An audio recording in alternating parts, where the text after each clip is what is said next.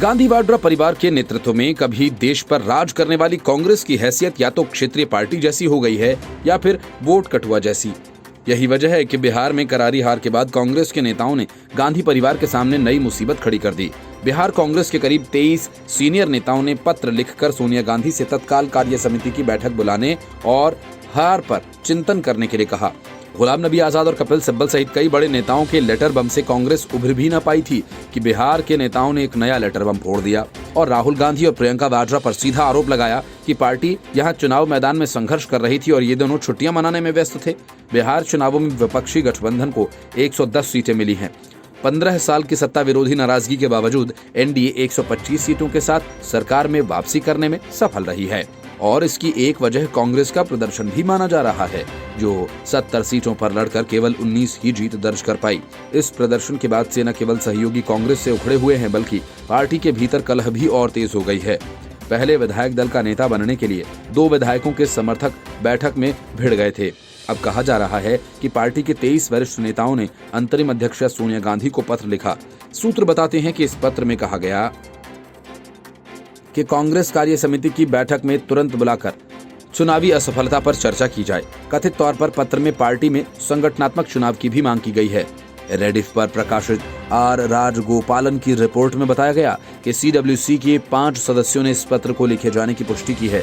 कथित तौर पर पत्र में इस बात पर जोर दिया गया है कि जब बिहार चुनाव प्रचार चरम पर था और यहां तक कि जिस दिन नतीजे आने थे उस दिन भी पार्टी का नेतृत्व करने के बजाय राहुल गांधी और प्रियंका गांधी वाड्रा शिमला में छुट्टियां मना रहे थे।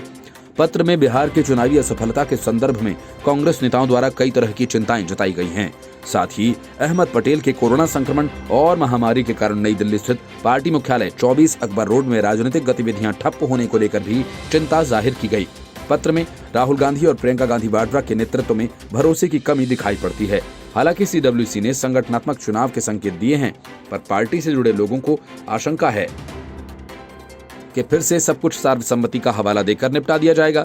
रेडिफ ने एक वरिष्ठ नेता के हवाले से कहा कि क्या इस तरह की लापरवाही कोई और पार्टी दिखा सकती है जिसका राष्ट्रीय प्रभाव हो।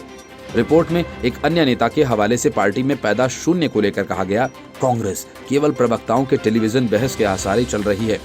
रिपोर्ट के अनुसार पिछली बार की तरह इस बार भी गुलाम नबी आजाद ने पत्र तैयार करने और उसे पहुंचाने का बीड़ा उठाया।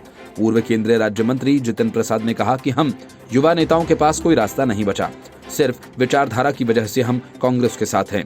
गौरतलब है कि ये पहली बार नहीं है जब असंतुष्ट नेताओं ने सोनिया गांधी को राहुल गांधी के नेतृत्व को लेकर पत्र लिखा हो और इसी तरह का एक पत्र अगस्त में भी लिखा गया था। 2019 के आम चुनावों में हार और पार्टी के लगातार गिरते स्तर को देखते हुए 1 साल बाद 5 पूर्व मुख्यमंत्रियों, कई कांग्रेस कार्य समितियों के सदस्यों, सांसदों और पूर्व केंद्रीय मंत्रियों सहित 23 वरिष्ठ कांग्रेस नेताओं ने अंतरिम पार्टी प्रमुख सोनिया गांधी को नीचे से लेकर ऊपर तक की बदलाव की मांग की थी।